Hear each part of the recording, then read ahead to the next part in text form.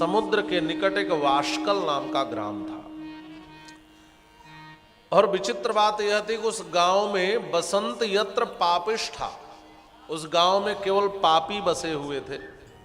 बसंत यत्र पापिष्ठा वेद धर्मो जिता जनाः, वहां पापी रहते थे जो वेद धर्म विरुद्ध कार्य करते थे, वेद धर्म से विमुख थे।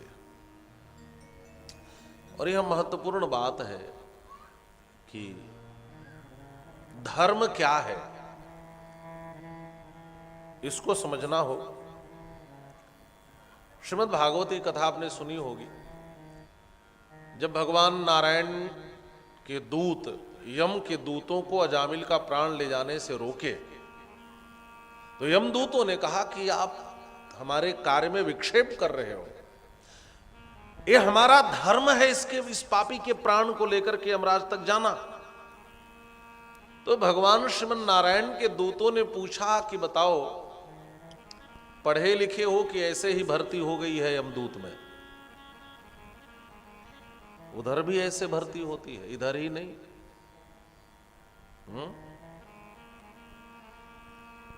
भर्ती की भी बड़ी बड़ी प्रक्रियाएं हैं महाराज। हाँ देखिए, बता ही रहे हैं। भर्ती की भी अलग अलग प्रक्रियाएं हैं। कृपा पे भी भर्ती होती है, जुगाड़ से भी भर्ती होती है। और जैसे कोई बार बार जेल जाए तो जेल में जमादार की नौकरी मिल जाती, वो भी भर्ती हो जाता है। वैसे ही कोई 100 बार नरक चला जाए तो उसको भी यमराज का दूत बना के रख लिया जाता है, क्योंकि बार बार जेल जाने वाले को जेल के विषय में इतनी जानकारी हो जाती, उतना जेलर को भी नहीं होती, वो तो बदलते रहते हैं। वैसे जो बार बार नरक में जाता है, नरक की अच्छी जानकारी होती है तो उसको यमराज का दूत बना के रख लिया जाता है। तो भगवान नारायण के दूतों ने पूछा कि ये बताओ, ऐसे भर्ती हुई है कि पढ़ लिख करके? उन्होंने कहा नहीं नहीं, बिल्कुल वैकेंसी निकली थी, हमने बाकायदे फार्म भरी है, फिजिकल रिटेन सब निकाला है, तब जाकर बने हैं। अच्छा, तो ट्रेनिंग ली होगी? कहा बिल्कुल। तो पहले बताओ धर्म किसे कहते हैं? और आप संवाद पढ़ना, बड़ा आनंद आएगा भागवत के इस अजामिलोपाख्यान का। यही प्रश्न पूछा, बताओ धर्म क्या है, पढ़े लिखे हो तो? का वेद प्रहिणितो धर्म ह्यधर्मस्तद विपर्ययः। पढ़ाया गया है यमदूतों को, हमने स्वयंभू के मुख से सुना था, स्वयंभू रीति सुश्रुमा, हमने पढ़ाई की है। ट्रेनिंग में क्या पढ़ाया गया था? का वेद प्रहिणितो धर्म ह्यधर्मस्तद विपर्ययः। जो वेद प्रतिपादित है वह धर्म है। कि धर्म की क्या परिभाषा है? जो वेद प्रतिपादित है वह धर्म है। और वेद में जो पहला वाक्य है महाराज, जो मैंने पहले कहा, मातृदेवो भव, पितृदेवो भव, आचार्य देवो भव, अतिथि देवो भव। यदि ये बात आपके जीवन में नहीं आई तो आपने ठीक से धर्म को समझा ही नहीं। जो वेद प्रतिपादित है वह धर्म है, और जो वेद के विरुद्ध है वह अधर्म है। यही धर्म की वह परिभाषा है। वैसे धर्म की अनेक परिभाषाएं हैं, आगे हम लोग चर्चा करेंगे। धारणा धर्म, धार्यते इति धर्म, हेतु अभ्युदय निश्रेय संसिद्धि स धर्म, नोदना लक्षण अर्थो धर्म, अनेक परिभाषाएं हैं। लेकिन एक परिभाषा भागवत की यह भी है कि वेद प्रहिणितो धर्म, जो वेद विहित है वह धर्म है, और जो वेद के विपरीत है वह अधर्म है। और जब हम वेद विपरीत जीवन जीते हैं तो वही अधर्म कहा जाता है। और उस वाशकल ग्राम में रहने वाले सभी पापी थे और सब वेद विरुद्ध कार्य करते थे। मतलब मां नहीं मातु पिता नहीं देवा, यही बात वहां भी है। आचार विचार का ज्ञान नहीं है, माता पिता देवताओं का सम्मान नहीं है, धर्म विमुख लोग हैं, सारे दुष्ट रहते हैं। दुष्टा दुर्विषयात्मानो निर्दयिवा जिह्व वृत्तयः। वो जीते हैं केवल जीभ के स्वाद के लिए। आहा, क्या बात कही है। जिह्वा के स्वाद के पीछे हम मरते रहते हैं महाराज। अच्छा, पशु को खूंटे से छोड़ो, किधर दौड़ते हैं? जिधर खाने को मिले। अपना आकलन करना। घर से खा के जाने के बाद बाजार में कुछ भी देख करके जब चटर पटर खाने का तुरंत मन करे और हम बकरी की तरह दिन भर कुछ चबाते रहते हैं तो समझ लेना कि हम किस दिशा की ओर बढ़ रहे हैं। ये भी जिह्वा के लिए जीना हो गया। ऐसी स्थिति हमारी बनती जाती है। और ज्ञान वैराग्य सद्धर्म न जानन्ति परम हिते, ज्ञान वैराग्य से कुछ लेना देना ही नहीं। बहुत से लोग हैं जन्म लिए मर गए, उनको पता ही नहीं धर्म क्या है, वेद क्या है, भगवान कौन है और हमें करना क्या चाहिए, कुछ भी मतलब नहीं, बस खा रहे हैं। कुकथा श्रवणाढ्येषु निरता पशु बुद्धया, जैसे पशु क्या करता है, बस खाता है, बच्चा पैदा करता है, मर जाता है।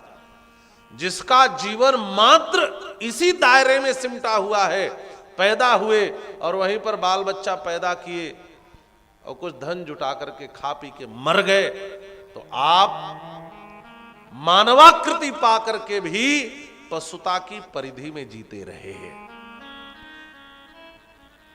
आपने कभी आत्मोन्नति को सोचा ही नहीं, आत्मोन्नयन आपने कभी किया ही नहीं, आपने आत्मचिंतन किया ही नहीं, आपने मानव होने के उद्देश्य को पाया ही नहीं। और यही स्थिति थी। कुकर्म निरता नित्यम सदा विषय निश्चिते, कुकर्म निरत थे। उसी गांव, अब यहां पे बहुत सा वर्णन है, मैं ज्यादा नहीं कहूंगा। एवं कुजन संवासे, कुजन यहां सब दुष्ट लोग रहते थे। कभी कभी ऐसी जगह मिलती है महाराज, ऐसी ऐसी जगह मिलती है। हम लोग भी एक बार जा रहे थे, रात में रास्ता भटके थे, इसी मार्ग से जा रहे थे आगे, फिर हम लोग उधर और सीमा में प्रवेश किए, उस पार हो गए, सबको प्यास लगी तो जितने साथ में लोग थे, वह आपको आश्चर्य होगा भट्ट साहब की, हम लोग उतरे तो देखे कि नल तो है लेकिन उसमें किसी ने सीकड़ लगा के ताला बंद कर दिया। ऐसा झगड़ा, भटक करके हम लोगों ने रास्ता पूछा तो एक ने गलत रास्ता बता दिया। ऐसे ऐसे भी लोग मिलते हैं, भटके हुए को राह न दिखाए और भटका दिया उसने, ऐसे भी लोग मिलते हैं। तो ऐसे भी कुजन रहते हैं। हमने एक घटना सुनी थी कि एक संत एक गांव में गए, तो वहां अच्छे बुरे दोनों लोग थे। तो अच्छे लोग प्रणाम करते, अच्छे लोग तो कहते कि बिखर जाओ, और बुरे लोग प्रणाम करते तो महात्मा कहते कि संगठित रहो, एक जगह रहो, एकत्रित रहो।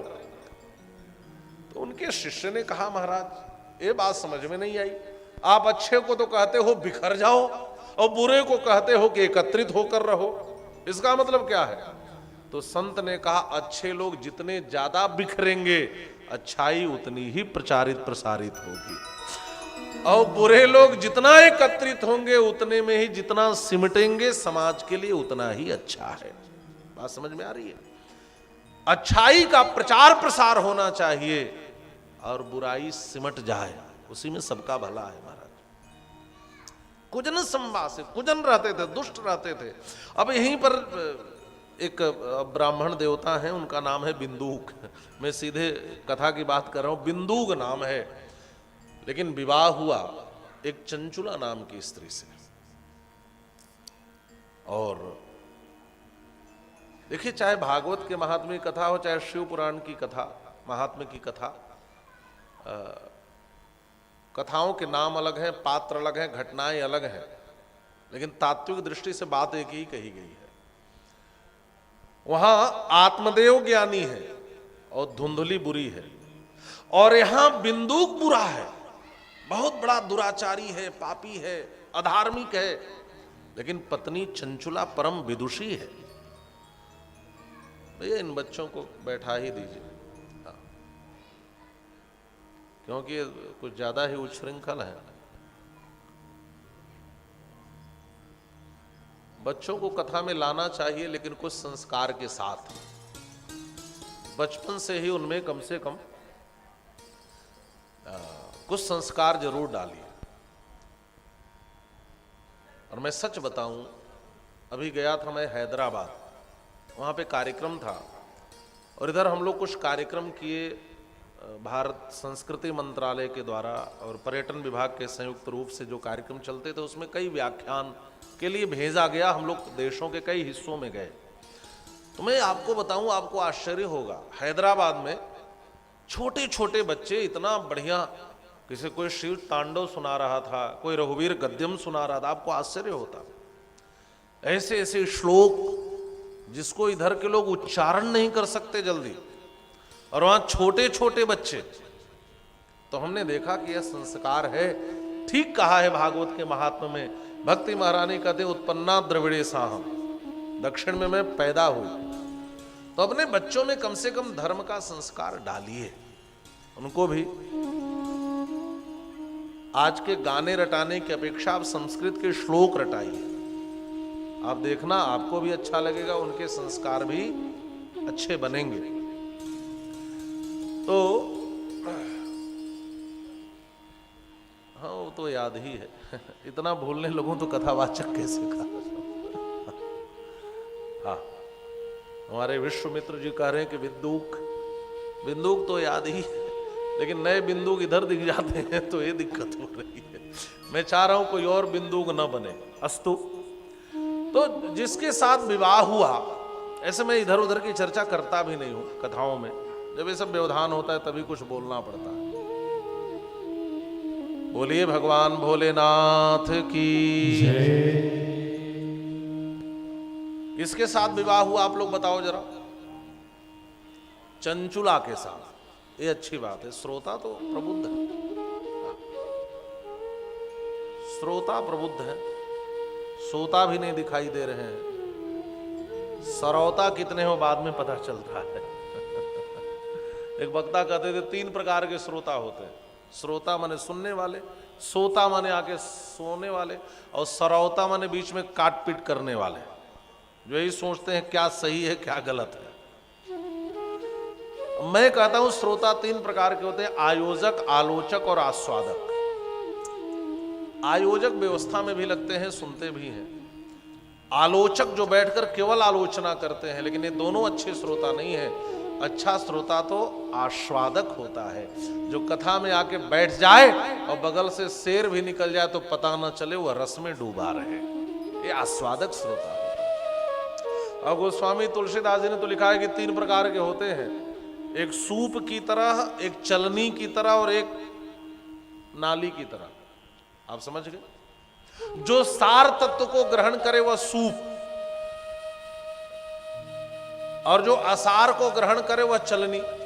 सूप में क्या रहता है? आप लोग अनाज को, अच्छा कंकड़ और चावल एक में लेकर के यदि सूप से फट गए तो जो कंकड़ है फेंक देती हैं, भूसी फेंक करके चावल रख लेती हैं। सार को जो अच्छी बातों को ग्रहण करे कथा में आके, वो सूप की तरह है। और चलनी क्या करता है?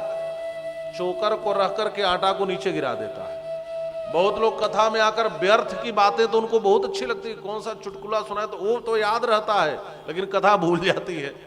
तो असार को ग्रहण करके सार को छोड़ दे, वो चलनी की तरह। और खेत के नाली की तरह कौन है?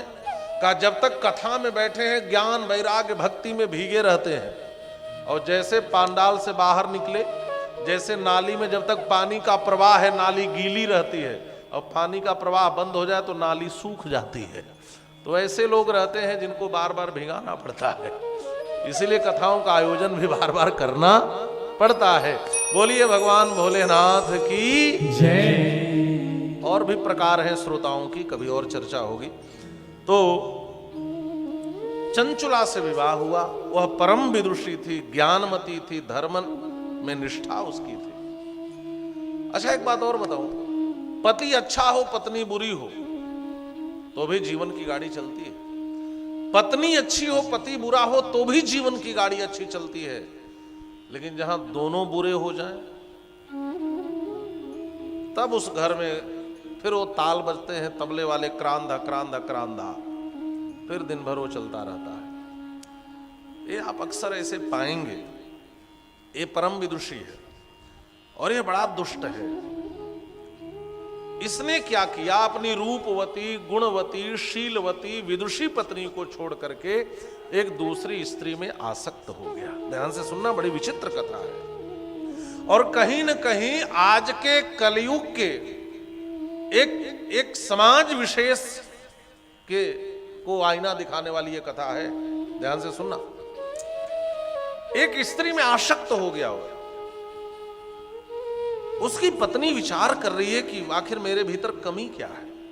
मैं रूपवती हूं, सुंदरी हूं, पति परायणा हूं, इसकी सेवा करती हूं, सब कुछ तो है मेरे में, लेकिन फिर ये दूसरी स्त्री के पास क्यों जाता है? एक दिन इसकी पत्नी ने अपने पति से पूछा, बताओ मेरे भीतर कमी क्या है? यदि तुम्हें लगता है कि मेरे भीतर एक कमी है तो मैं उसको दूर करूंगी, मैं तुम्हारे अनुकूल बनूंगी, बताओ तो। भवान प्रतिदिवम कामम रमते विषया कुधी। मुझ जैसी युवती सुंदरी स्त्री को छोड़कर आप वेश्या में आसक्त क्यों हो? माम विहाय स्वपत्नीम च युवतीम पतिसेवनीम। क्या कमी है? रूपवत्या युवत्याश्च कामा कुलित चेतसः बिना पति विहारम स्यात् का गतिर में भवान बधेत। मैं भी तो अनंत इच्छाओं को लेकर तुम्हारे पास आई हूं। मैं जब पति स्नेह से वंचिता रहती हूं तो मेरे हृदय को भी वेदना होती है। लेकिन वह माना नहीं, वह माना नहीं। वह अपनी पत्नी से बिल्कुल प्रेम न करे।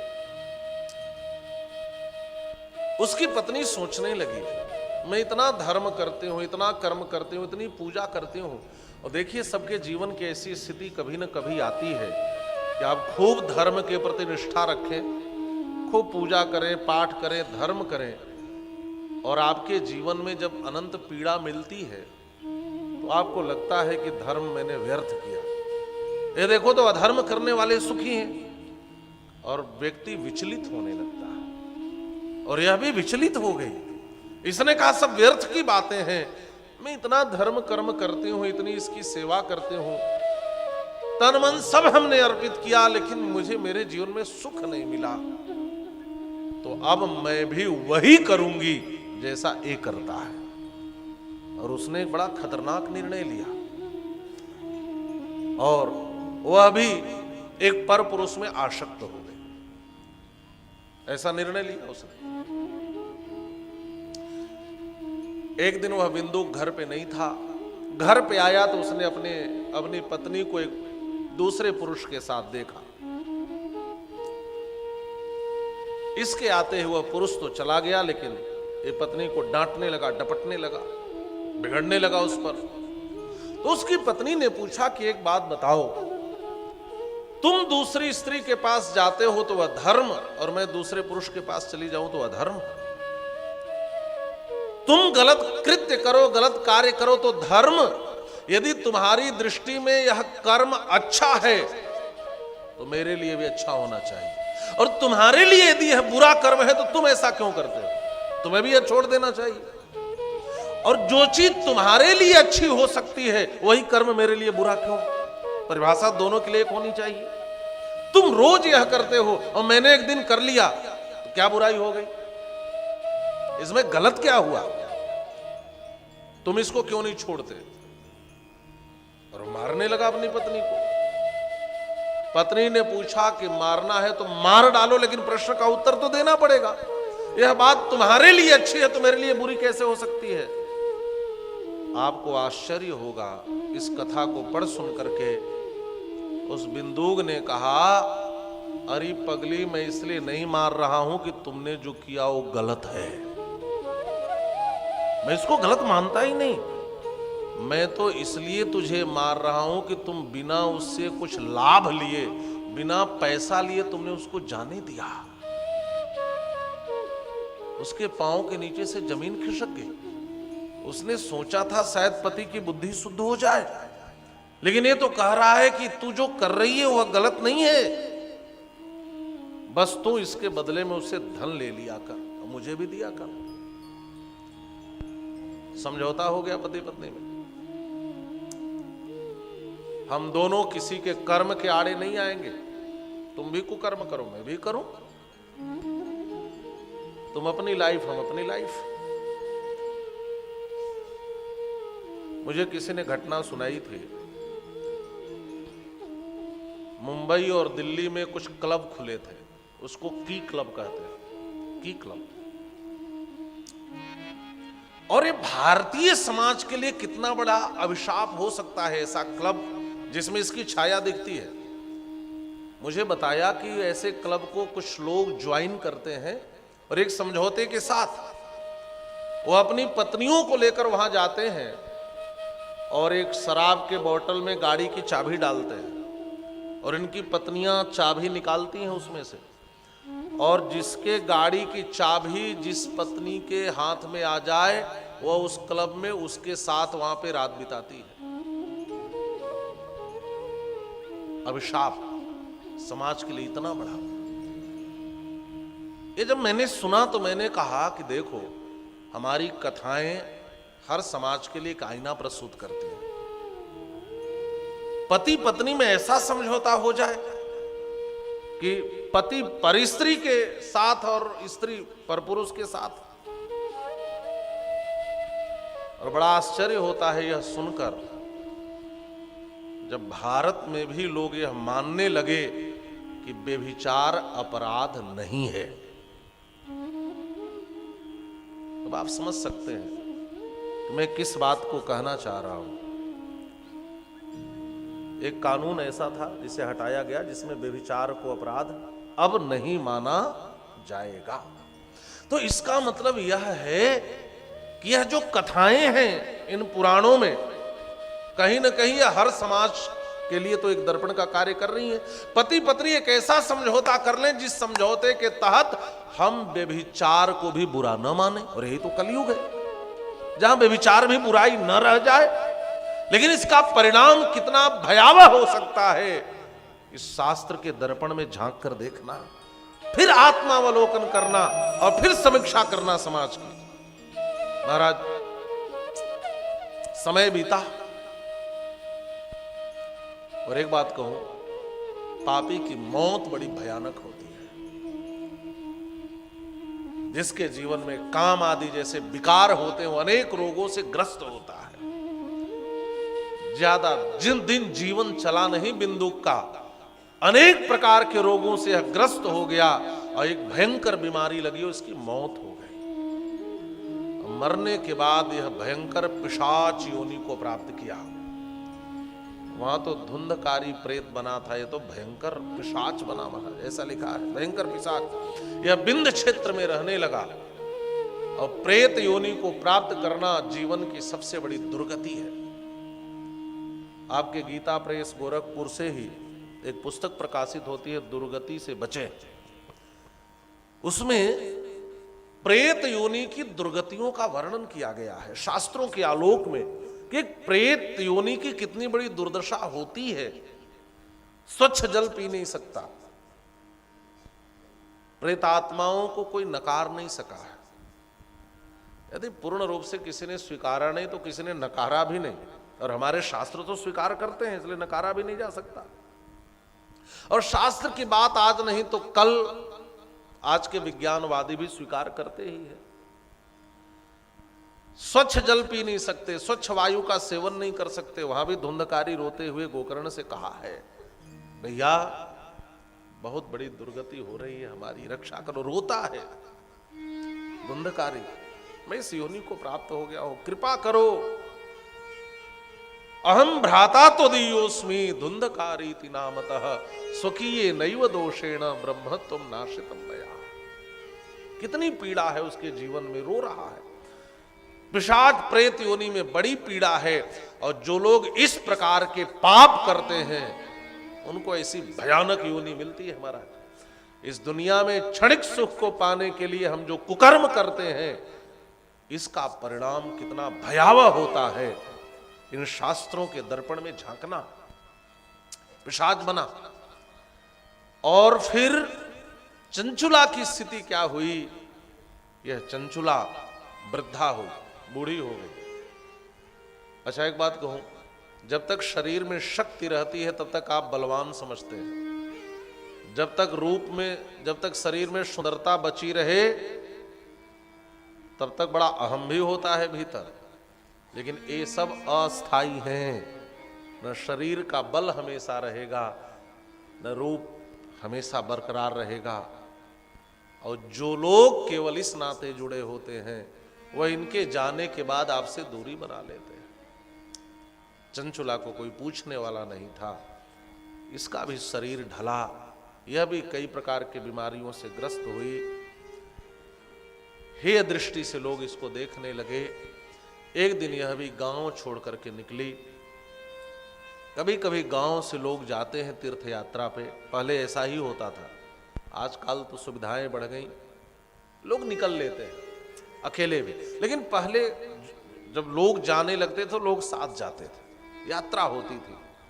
तो ऐसे ही गांव की एक यात्रा जा रही थी, उसमें यह चंचुला भी चली और गोकर्ण क्षेत्र में पहुंच गई। एकदा दैव योगेन संप्राप्ते पुण्य पर्वणि सा नारी बंधुई शार्धम गोकर्णम क्षेत्र आयजौ। और जब गोकर्ण क्षेत्र में पहुंची तब वहां पर एक देवालय देखा, भगवान शिव का मंदिर, और जैसे उसमें प्रवेश किया, जैसे यहाँ पर सारे श्रोता बैठे हुए हैं शांत चित्त होकर के कथा श्रवण कर रहे हैं, वैसे वहां भी लोग बैठकर कथा सुन रहे थे। यह भी गई और धीरे से सबसे पीछे बैठ गई। कथा में जो वक्ता ब्राह्मण विद्वान थे वह नरक का वर्णन कर रहे थे, और नरक के वर्णन में उन्होंने वर्णन करते करते कहा, योषिताम जार सक्ता नाम नरके यम किंकराः संतप्त लोह परिघम क्षिपंती स्मर मंदिरे। जो स्त्री जार शक्त होती है, अपने पति को छोड़ करके पर पुरुष में आसक्त होकर कुकर्मादि कर्म करती है, वह यम किंकर नरक में जाती है। और फिर उसकी प्रताड़ना और भयावहता का वर्णन किया।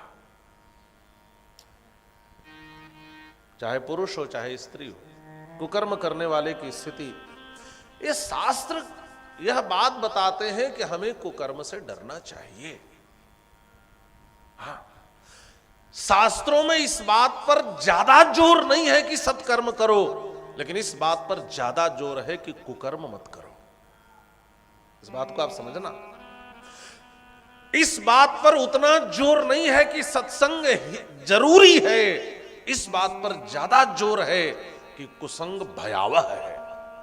इसको समझना। कुकर्म से नितांत बचो।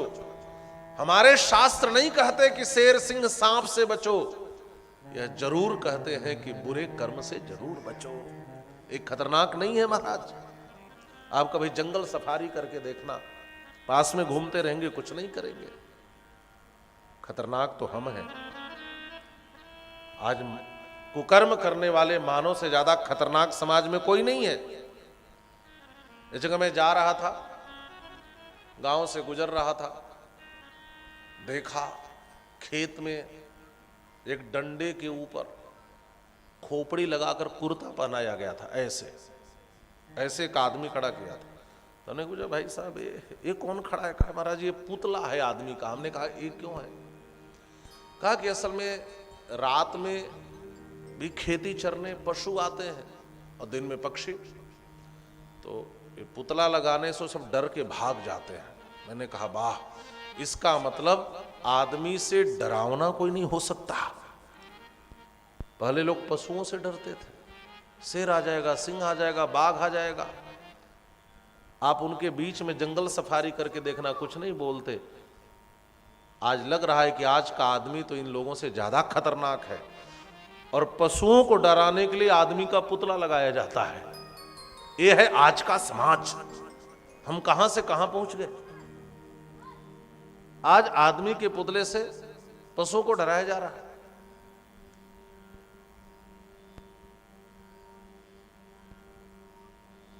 अज्ञेय की एक कविता है, सच्चिदानंद हीरानंद वात्स्यायन अज्ञेय। सर्प तुम शहर तो गए नहीं, तुम्हारे भीतर विष कहां से आया? आप समझ गए होंगे।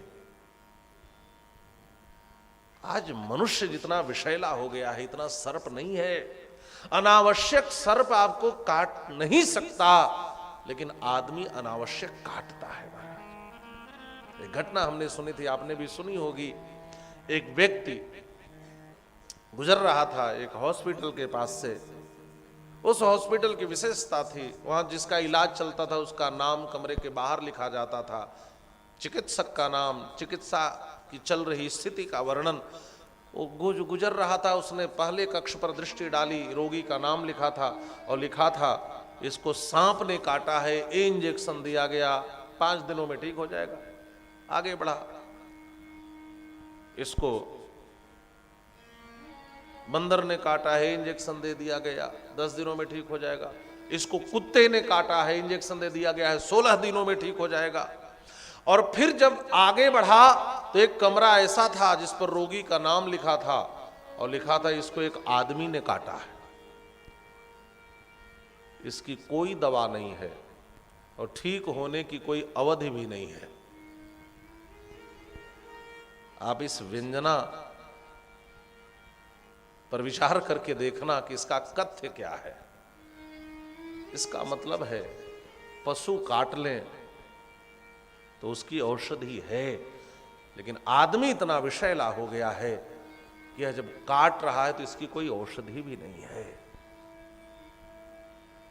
कुकर्म हमें पशुता से भी नीचे गिरा देता है महाराज।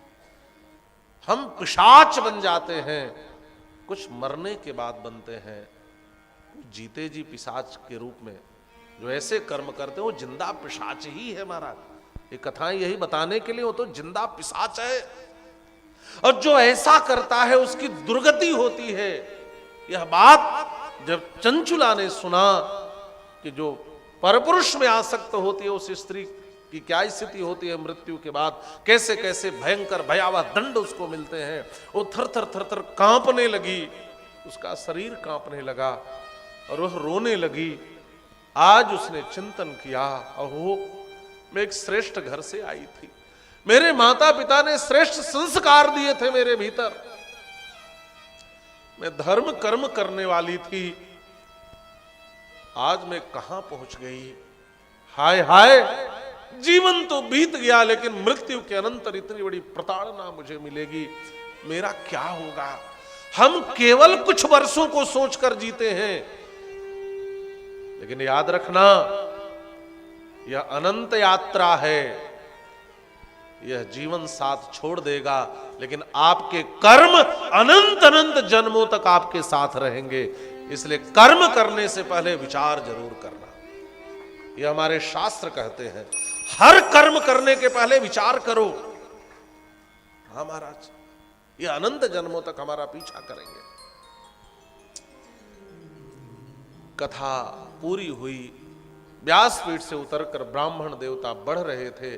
चंचुला दौड़ी, धड़ाम से चरणों में गिर पड़ी, रोते हुए कहने लगी, हा हतास्मि च दग्धास्मि विदीर्ण हृदयानि च सर्वथाहम विरष्टामि पापिनी सर्वथा।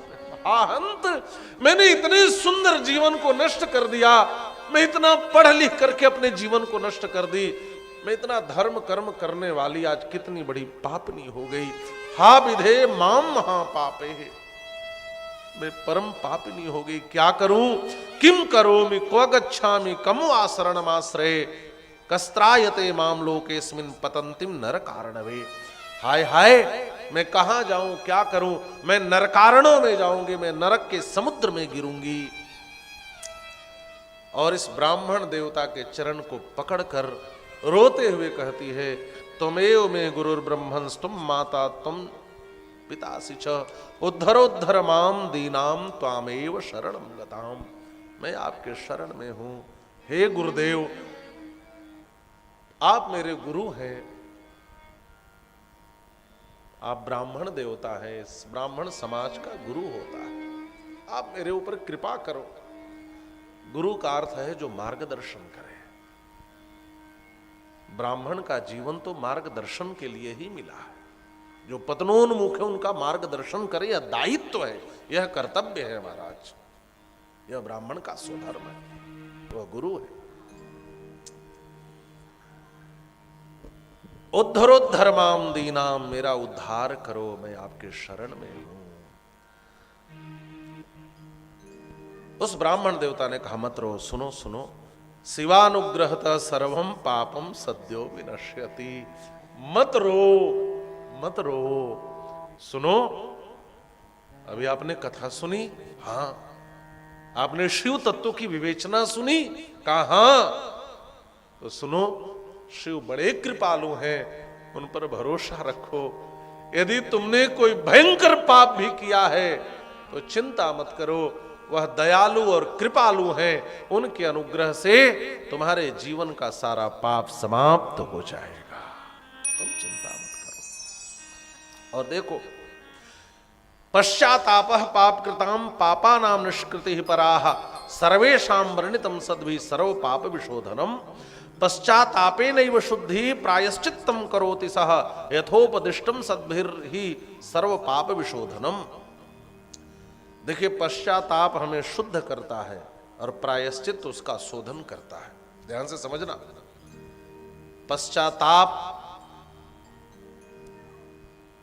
शोधन करता है। समस्या हमारे जीवन में तब होती है जब हम गलत कर्म करते हैं और उसको गलत नहीं मानते। यदि आपसे गलती हो गई तो उसका पश्चाताप करो, वह पश्चाताप भी आपका शोधन करता है। ध्यान से समझना, पश्चाताप ही बहुत बड़ा प्रायश्चित्त होता है। यदि आपने गलतियां की हैं तो गलती पर किया गया पश्चाताप आपके जीवन का सबसे बड़ा प्रायश्चित्त होता है। महाराज, पश्चाताप करना चाहिए। और बहुत से धर्मों की भी यह मान्यता है, वह अपने देवालय में बैठ करके अपने पाप को वहां पर कहते हैं। पश्चाताप विशोधन करता है। मैं आपके शरण में हूं, कृपा करो मेरे ऊपर। एक बात कहूं, जीवन में हम तभी तक मार्ग भटकते हैं जब तक हम अपने जीवन में किसी सदगुरु का चयन नहीं कर लेते।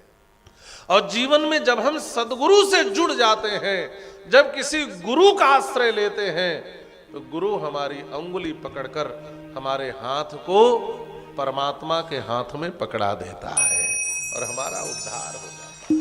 इसने बड़ी सुंदर बात कही है। क्या? जब संत मिलन हो जाए,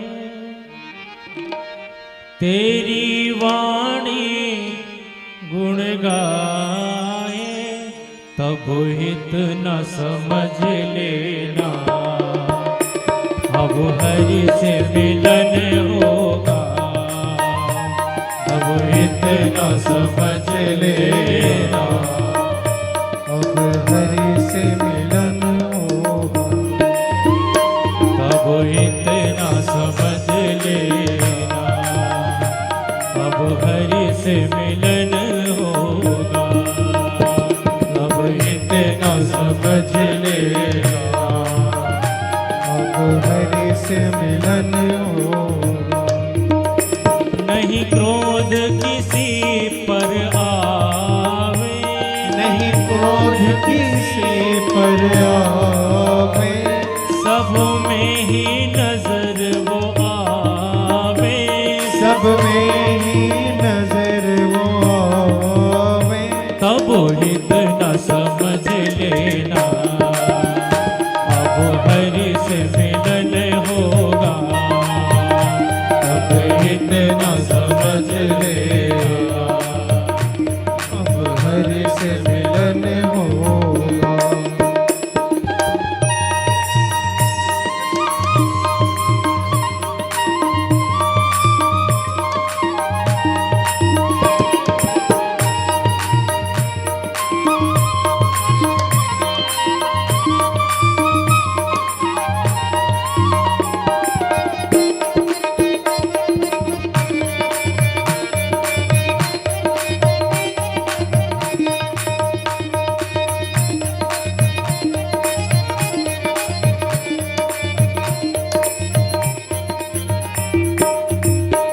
आँखों से आंसू आए, आँखों से आंसू आए, दिन रात नजर हरि आए, दिन रात हरि आए, तब हित न समझ लेना, अब हरि से मिलन होगा, तब हित न समझ लेना, अब हरि से मिलन होगा। कोई दूजा गुण भाए, कोई दूजा नाम मन आए, कोई दूजा ना मन भाए, कोई दो जाना मन भाए, दर्शन को मन ललचाए, दर्शन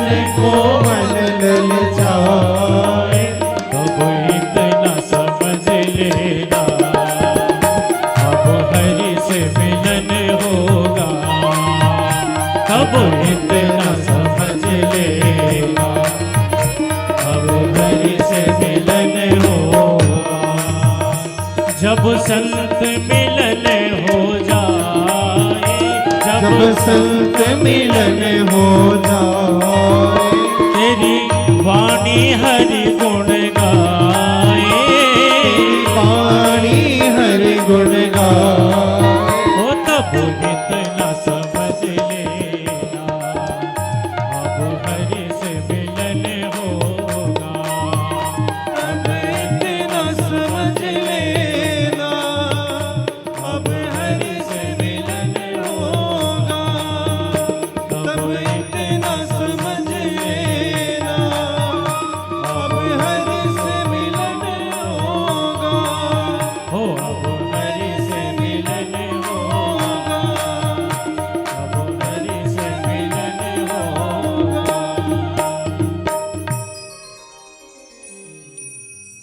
पश्चाताप के आंसू हमारे हृदय को शुद्ध करते हैं। गुरु का आश्रय मिल जाए तो हम हरि तक पहुंच सकते हैं। इस ब्राह्मण देवता ने कहा, मत रो, शुद्धमानम दर्पणम ही यथा भवत निर्मलम तथैतत् कथया चेतो विशुद्धम यात्य संशयम। शिव पुराण की कथा चित्त को निर्मल करती है और उस ब्राह्मण देवता के आश्रय में वह चंचुला रहने लगी, कथा श्रवण करने लगी। कथा से ज्ञान, वैराग्य और भक्ति हृदय में प्रकट हो गए। देखिए कथा क्या कार्य करती है। ज्ञान प्रकट होता है, दूसरा कार्य कहा वैराग्य हो जाता है, फिर भगवान की भक्ति शुरू हो जाती है। ज्ञान से वैराग्य, वैराग्य से भक्ति। देखिए वैराग्य की दो ही स्थिति होती है, संसार नीरस है इसका ज्ञान हो जाए, या भगवान में रस है इसका ज्ञान हो जाए। ये दो ही स्थिति है हमारे। संसार की निरसता का बोध हो जाए या ईश्वर के रस का बोध हो जाए, वैराग्य हो जाएगा। यह नित्य स्नान करती उस तीर्थ में, गोकर्ण तीर्थ में बलकल वस्त्र धारण करने लगी, पूरे देह में भस्म लगाती, रुद्राक्ष के आभूषण पहनने लगी, शिव नाम का जप करने लगी, वाणी संयमित हो गई, अल्पाहार लेने लगी, नित्य कथा श्रवण करने लगी, भक्ति ज्ञान वैराग्य से युक्त हो गई। और एक दिन बिना कष्ट के समुत्सर्ज देहम स्वम नायाशेन चंचुला, एक दिन इसके प्राण, इसके शरीर को छोड़कर बिना कष्ट के चल पड़े। पता है जब इसकी मृत्यु हुई तो भगवान शिव के दूत लेने के लिए आए और लेकर के कैलाश पर गए। अब आप कहेंगे कि व्यभिचार दोनों ने किया, पति पत्नी ने, और इसको जीवन में सद्गुरु की प्राप्ति हो गई, लेकिन इसके पति बिंदुक को नहीं हुई। महात्मा मिल जाए तो जीवात्मा को परमात्मा से मिला देते हैं। तो प्रश्न उठता है क्यों, उसको क्यों नहीं कोई महात्मा मिला, इसको कैसे मिल गए। और जीवन में महात्मा का मिलना भगवान की कृपा का रूप है। यदि जीवन में संत मिल जाए तो समझ लेना भगवान की कृपा हुई है। तो इस पर भगवान की कृपा हुई, उस पर क्यों नहीं हुई, ध्यान से और गहराई से समझना। आपको लगता होगा हम जो धर्म और अच्छे कर्म कर रहे हैं व्यर्थ जाएगा, जीवन में जब पीड़ा आए, कष्ट आए तो हम यही निर्णय लेते हैं कि बेकार गया, लेकिन ऐसा है नहीं। यह अल्प किया गया सत्कर्म, ये थोड़ा किया गया धर्म भी आपके जीवन में जब सबसे बड़ा पतन होने लगेगा, तब वहां आपके द्वारा किया गया धर्म ही आपके साथ खड़ा होता है। महाराज, यह चंचुला विवाह से पहले जो धर्म कर्म की थी, इसी का फल मिला कि इसके जीवन में सत्संग मिला, और उसका फल यह मिला कि इसको भगवान शिव का लोक प्राप्त हुआ। इसलिए बेमन से किया गया सत्कर्म भी आपके उद्धार में कारक होता है। इसका विचार अभी आपको लग रहा होगा कि बिना मतलब ज्यादा बैठ तो नहीं रहे, लगता है जल्दी से छूटे और घर पहुंच जाए। 3 घंटे के लिए भी घर छोड़ना कितना कठिन है, और नहीं चाहोगे तो भी दिन पूरी दुनिया छोड़नी पड़ेगी है ना। कोई छुड़ा दे तब छोड़ो, ये अच्छी बात नहीं होती। धीरे धीरे छोड़ दो तो त्यागी होने का गौरव भी मिलेगा महाराज। गौरव बोध करना यह ज्यादा अच्छी बात है, निकाल दिया जाना यह अच्छी बात नहीं होती है। इसकी गहराई को आप समझना। अस्तु शिवलोक में पहुंची, वहां क्या देखा? दिव्य रूप धरा दिव्या दिव्यावयवशालिनी चंद्रार्ध शेखरा गौरी बिलसद दिव्य भूषणा।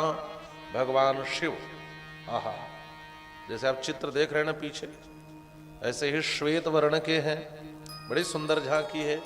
नीलग्रीवम पंचवक्त्रम त्र्यंबकेशम चंद्रशेखरम वामांके बिभ्रतम गौरीम विद्युतपुंज समप्रभाम। पूरा कैलाश पर्वत जो है वहां पर श्वेत बर्फ बिछी रहती है। ध्यान से समझना, ये श्वेत वर्ण जो है ना सात्विकता का प्रतीक है।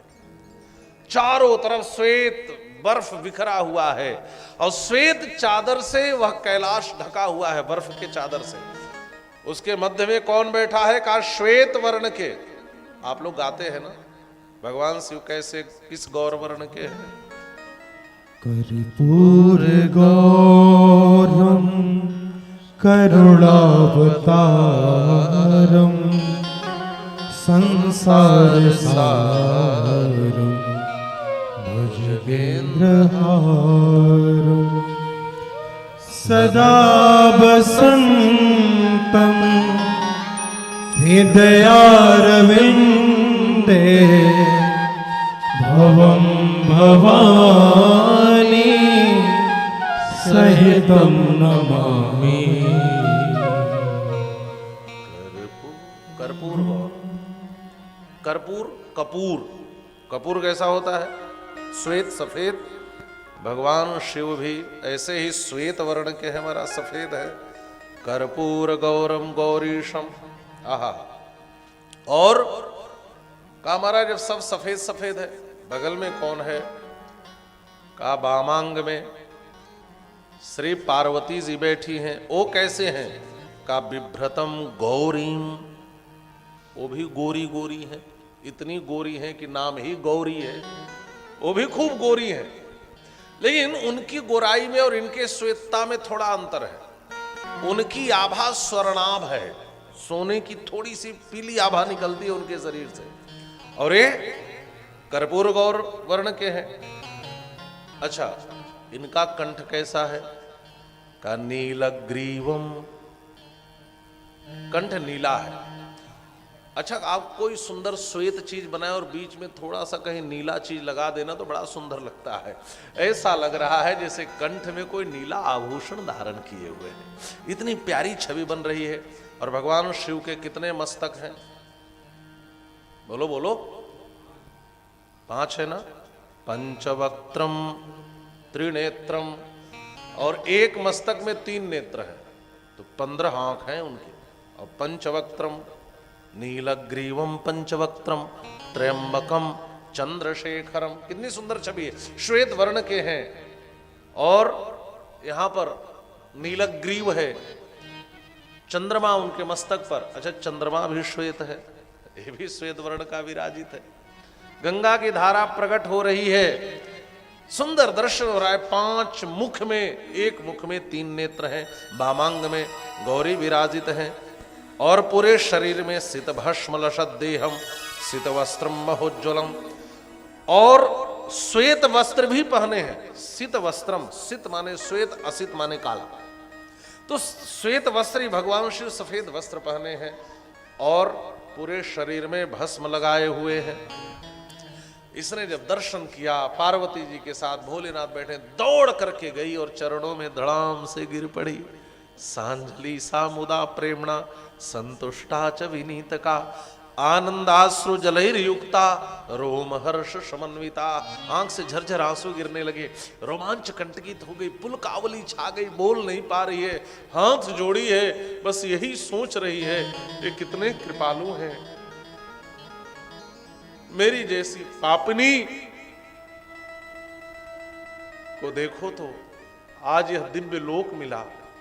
एक कृपालु तो है ही, लेकिन इनकी कथा इनसे भी ज्यादा कृपा करने वाली है। तभी तो मुझ जैसी पापनी शिव पुराण की कथा सुन करके आज इस दिव्य लोक को प्राप्त कर ली। रोने लगे।